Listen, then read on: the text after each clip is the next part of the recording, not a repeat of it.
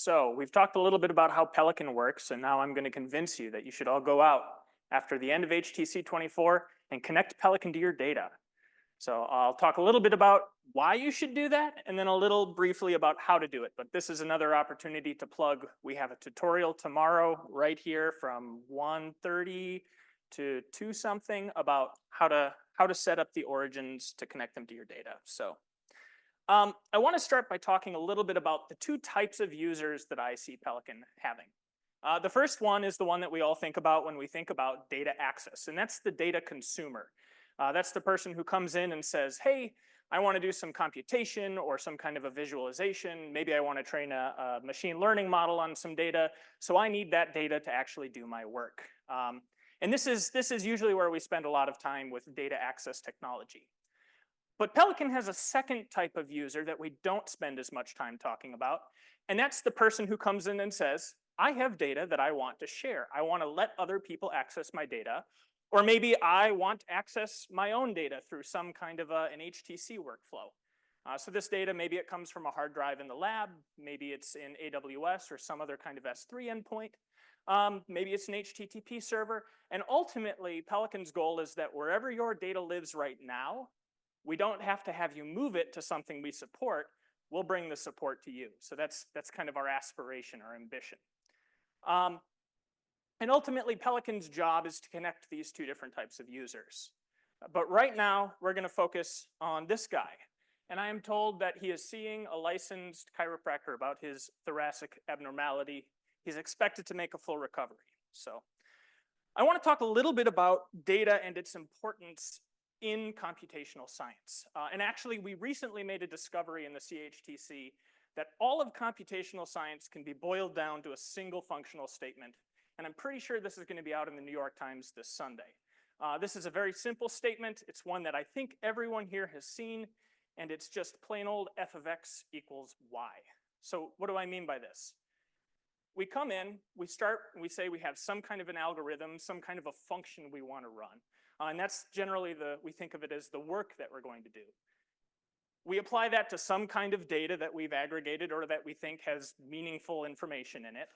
And out of that pops some kind of a result. And because the people in this room are all science related, hopefully that's some kind of a result that changes the way we understand the world. And in particular, with Pelican, we're thinking about this in the context of these globally or nationally distributed infrastructures. So what happens when we can no longer run these things on our laptop, but instead we have to look outside for those types of resources? Now, all parts of this equation are important, and if you lose any one of them, the whole thing means nothing. But in particular, we're here to talk about data, because we think that data is the lifeblood of science. Without it, doesn't matter how fast or clever your algorithm is, you can't do anything.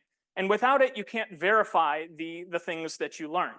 So data sets, sorry, Marone, I'm using the D word, kind of become the lifeblood of science, and they become an axiom of science.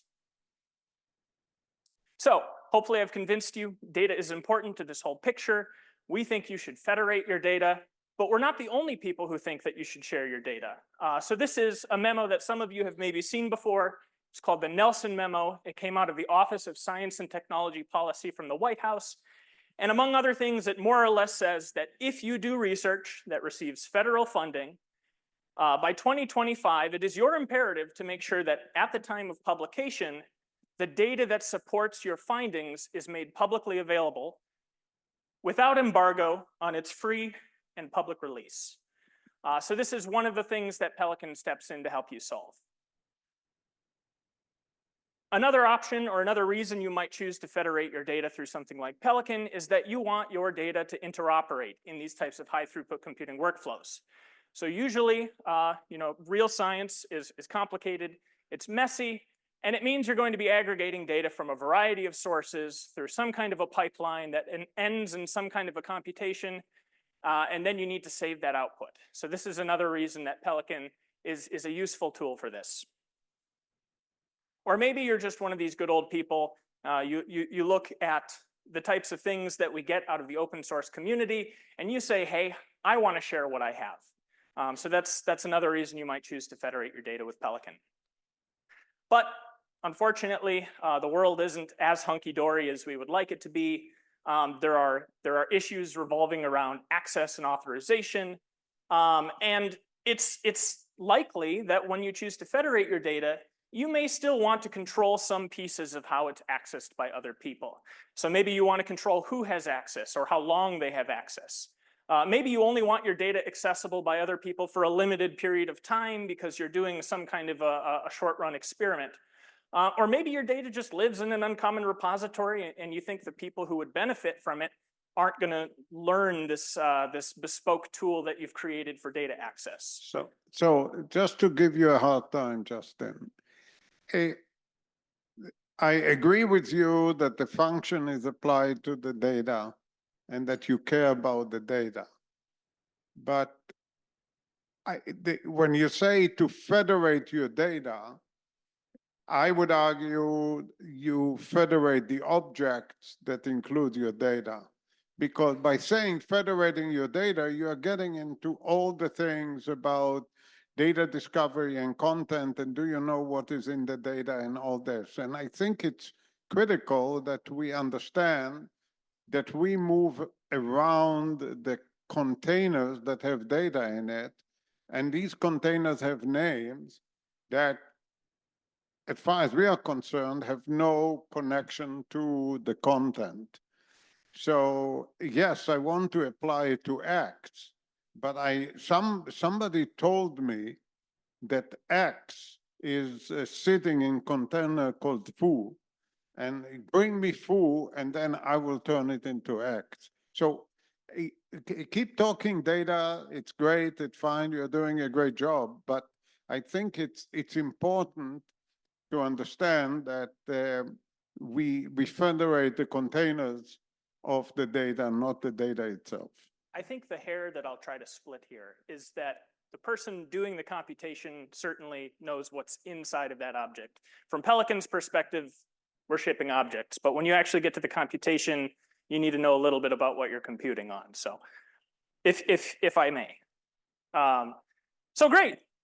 You've looked at these different reasons. Hopefully Pelican has some of the solutions to the buts in the previous slide, and you've decided you're going to federate your data. You've made a great choice.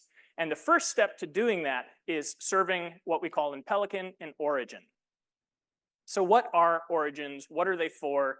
I'll start off by pointing out that origins don't hold data. So maybe we're working with a bit of a misnomer. Origins act as an adapter plug that lets you take data from some kind of a data repository. Again, think hard drives, S3, HTTP, and they let you plug that data source into the federation. So we try to be good about saying that data is not accessed from an origin, it's accessed via an origin. So again, the origin's job is to translate object requests from the federation to the data repository. They're also good at homogenizing the different types of data backends. So to a user of Pelican, of the OSDF, all of the data feels like it's coming from the same thing. We don't ask users to know whether or not the data lives in S3 or in POSIX or any of these other things. We don't ask them to know about the different authorization schemes that backend the data. All we ask that they know is how to use Pelican to access it via the federation. And then as Brian mentioned in his talk, the origins are also tasked with translating the various access policies and controls. And finally, we're trying to make all of these things more user-friendly because we want people who administer origins to feel like users, not just like sysadmins. So we're baking in various bits of monitoring, putting them into pretty dashboards so that you can see what's going on without having to open up CSV files and parse JSON and do all of that kind of stuff. I'll go through this slide fairly quickly because we got the architecture talk in the previous round. But Pelican joins two different main processes to support the origins. The first is the actual Pelican process, and it's a little blocked off here.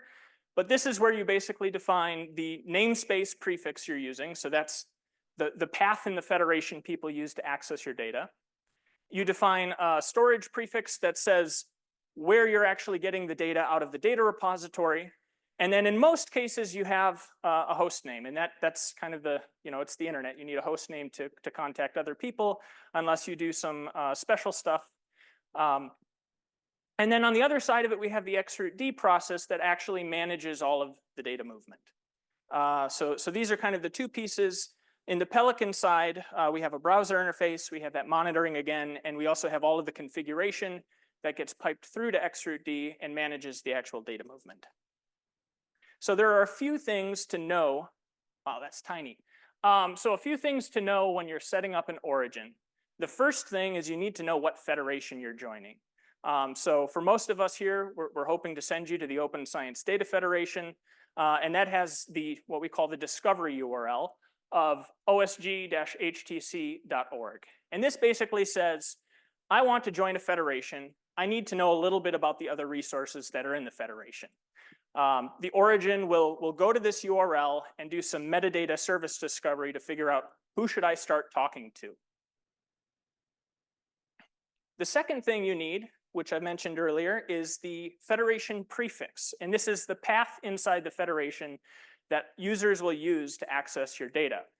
So in this case, this origin is exporting two different prefixes. The first one is myproject/sensor1. The second one is myproject/sensor2.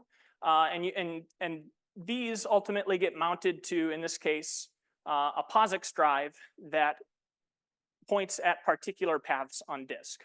So a little bit about these namespace prefixes. They're basically a way to map data from the data repository into the federation. So I mentioned in this case, we're mapping mount/data1 into myproject/sensor1. And what this does is now when there's a file in mount data1 called foo, this is how you access it via the federation. This is the name, the full name of that object. So we impose a few rules on these namespace prefixes. They look like POSIX paths. They feel like POSIX paths, except we don't allow some special characters and we don't allow relative paths. So everything in the federation comes from an absolute path. The next thing you need to know is how you want people to access your data. You get to define how the origin will treat people when they come and ask for a particular object.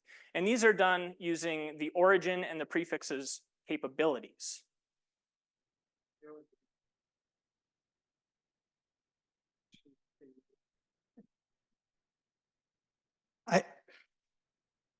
The way that you talk this through implies that there is a one-to-one relationship between the namespace and the origin. If I have an S3 backend that has data from LIGO and Jane Doe and Jim Schmo, do you need three different origins in order to map them into three different parts of the overall global namespace? So it depends. The answer is that if all three, are these in separate buckets, I'm presuming LIGO? Yeah, sure. Okay, so if they're all in separate buckets, but they all come from the same S3 endpoint, that is, I can give one URL to that S3 endpoint, you can have three separate namespaces in one origin. I'm pretty sure as it is, you would need three separate namespaces because each namespace will map to a specific bucket. There's no way to say that one namespace maps to three different buckets or something like that. Okay. Okay, so I think it's important to separate between what is existing today and where the vision of Pelican is going. So the vision is that it's not a one-to-one relationship. It's not only that, we want also to have 5 origins to the same set of data if you need additional origin capacity to support. Then the better. So, but I think that what Justin is presenting is what will work today rather than where we are heading. I think at this point we're pretty far along in having not a one-to-one relationship between an origin and a namespace. Yeah, but we are not there. Yeah. So one of the questions I have is, so the federation prefix won't necessarily appear until it's approved, even though you're configuring it, one. Two, the intent that is that once a federation prefix as well as the objects underneath it are created, is the intent for that to be immutable from then on? Or can you rename it through a reconfiguration? Because to some extent, my understanding is you guys want to be able to publish things and have them immutable the moment they're approved. Right. So at this point, yes, you could re-register your origin under a different namespace prefix. The hard part comes when you have a parent part of that prefix and you want to change the last part of it, because Pelican looks at that parent and says, you know, in this previous example, Pelican looks at it and says, okay, you own my project. You probably own everything under my project too. So if you come in and start changing the second half of that path, Pelican wants to make sure, okay, do you actually own the parent part of that path? And if you don't, I'm not going to let you register under it. If you come in with the right public key, you have a token that's signed and it's accepted by the registry and the director, then we let you do some of that stuff. Okay, so these capabilities are a way in the origin to define the types of operations your origin and your namespace are willing to permit. So hopefully this is the most text-dense slide I have. I just wanted to run through them real quick.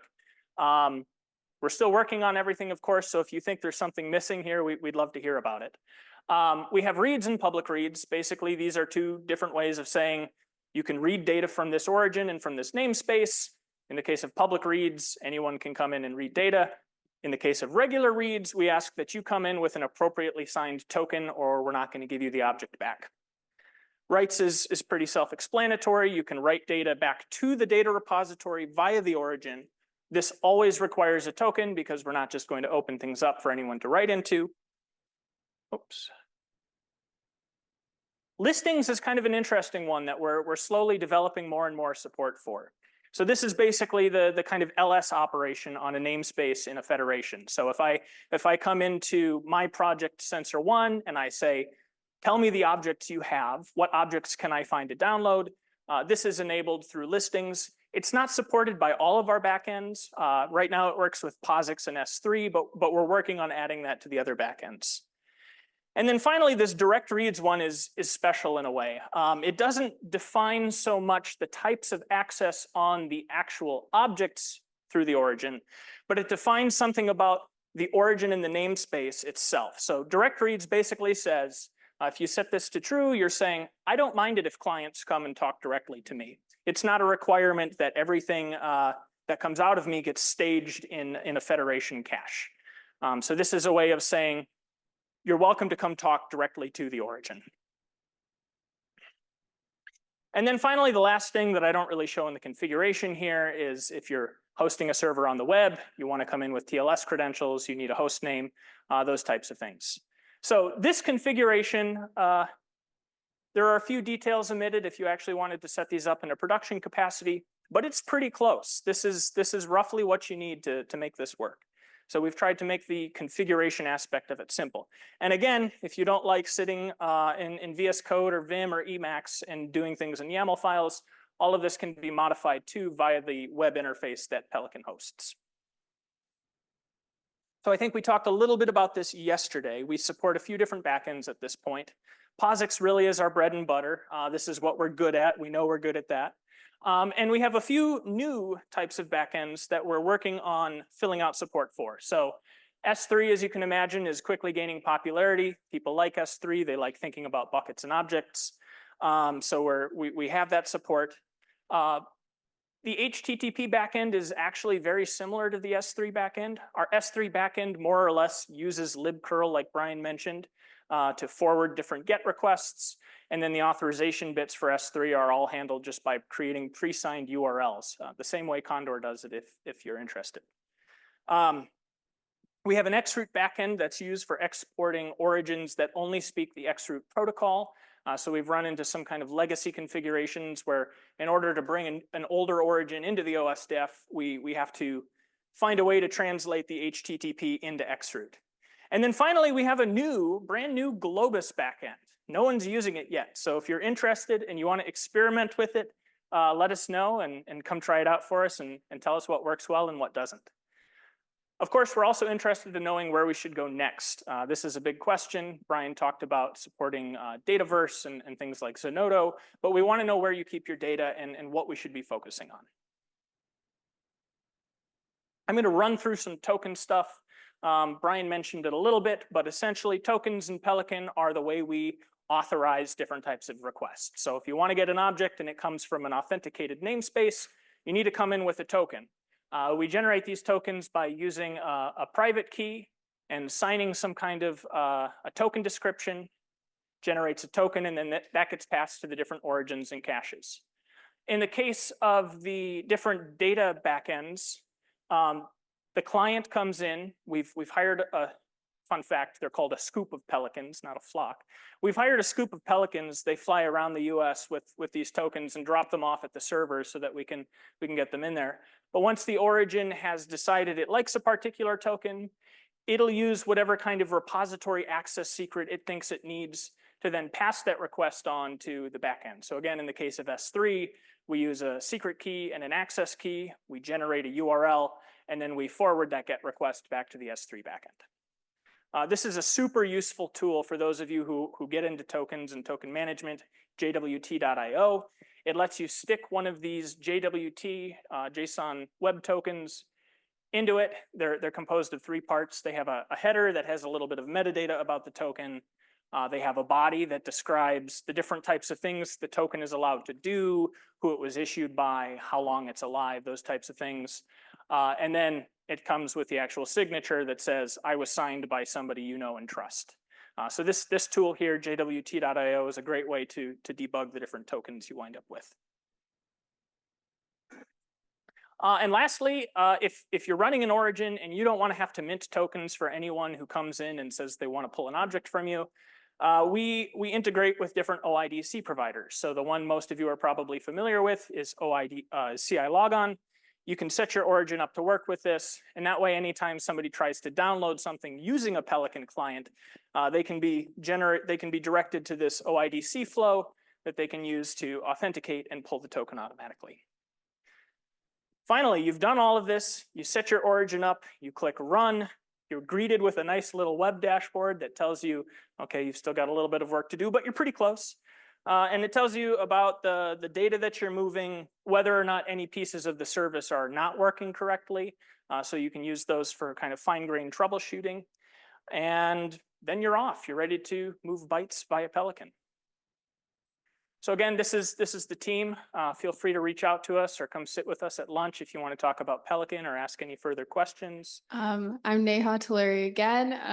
I work at the CHTC as a fellow, and I'm also a researcher on the side. So I'm asking this as more of a researcher. So I have data, and I want it to be publicly available.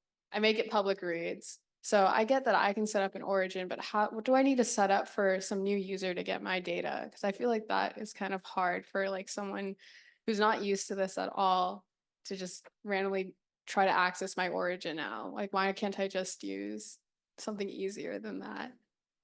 So a few of the things that Pelican brings, as I see it, are again that the big thing is as a researcher, you're accessing your data, presumably because you want to compute something. And Pelican brings in that interoperability piece that maybe other things don't do as well. When you have your origin set up, I guess there's the learning curve of learning how to use Pelican. But at least in the HTC community with Condor, we have a nice integration with all of the OSDF and Pelican clients. So you can just put that into your submit file and you don't have to worry as much about how the data is being accessed. As long as your origin is set up to enable public reads, your Condor submit file can handle the rest. I think. Yeah. Rob Gardner, University of Chicago.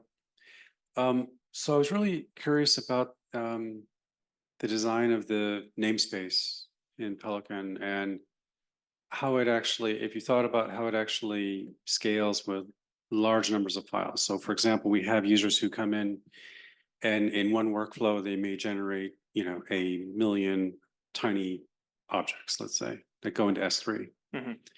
And let's say that's an origin server, right?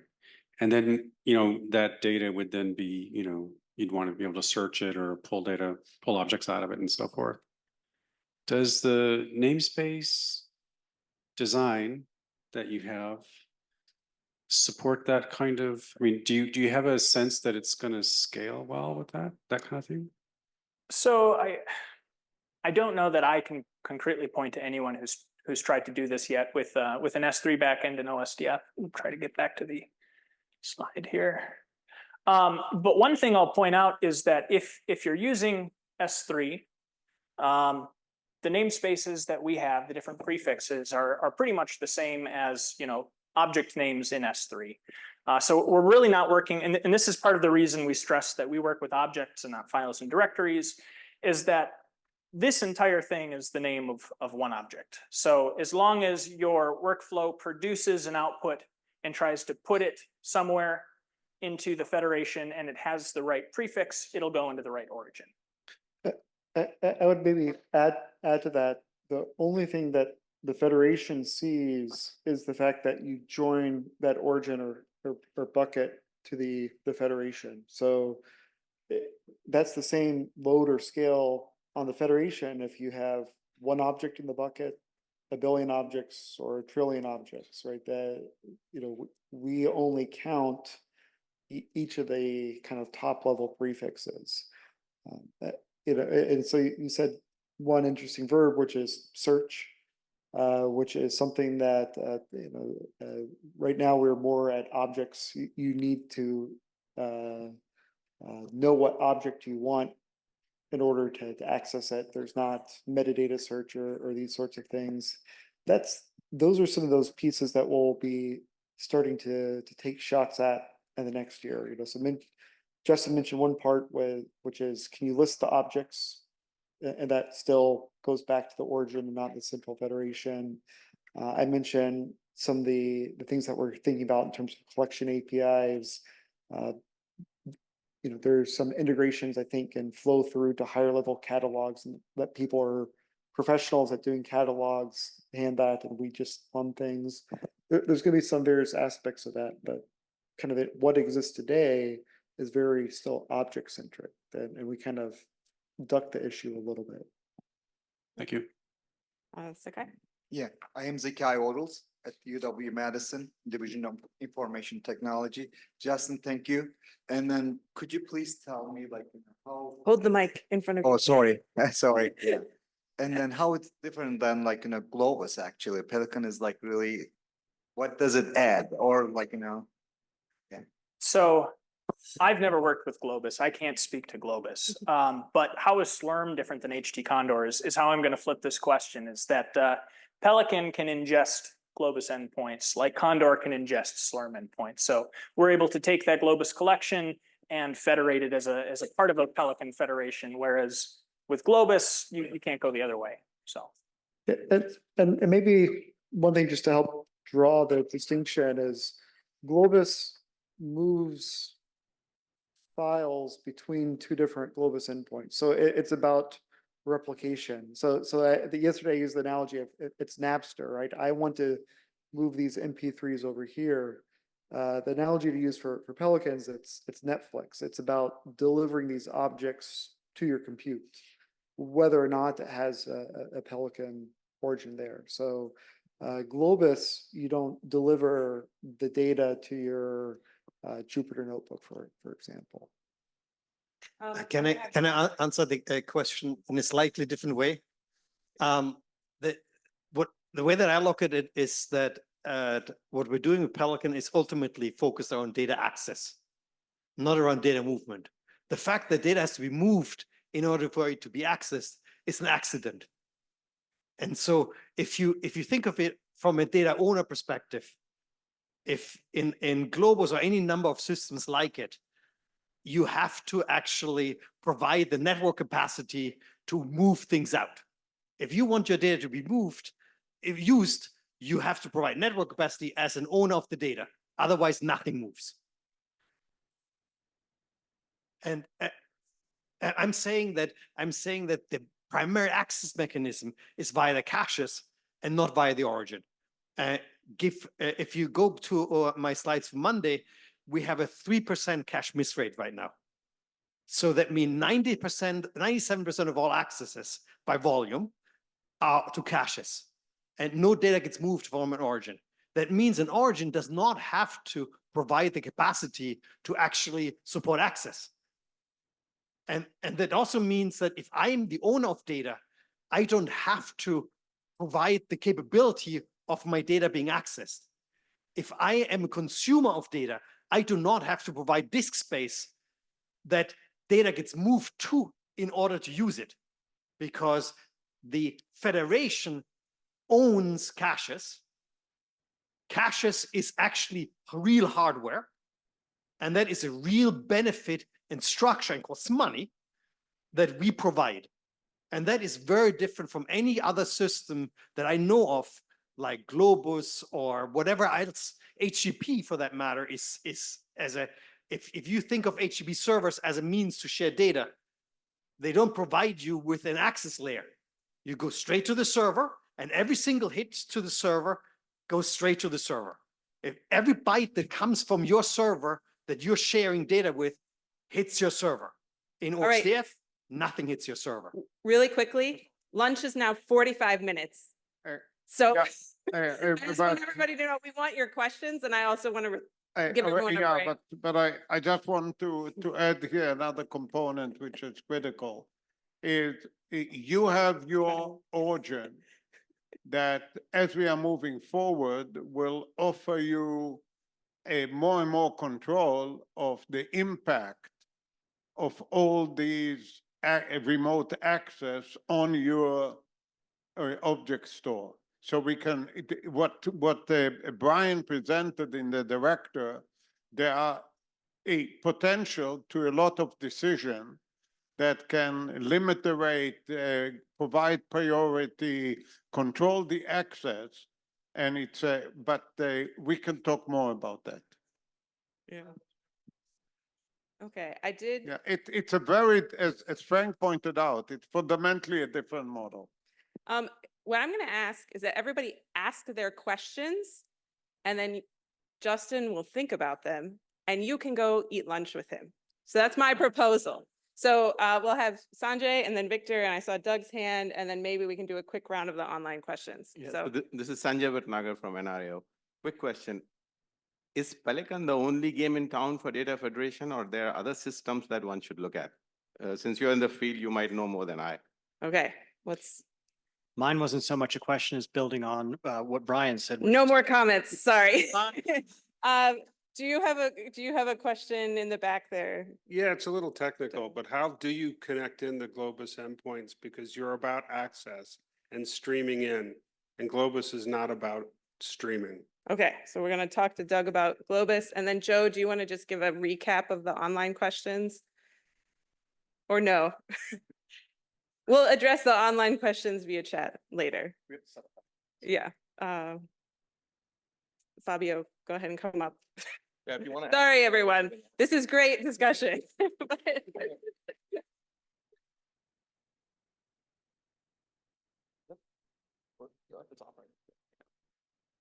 Sorry.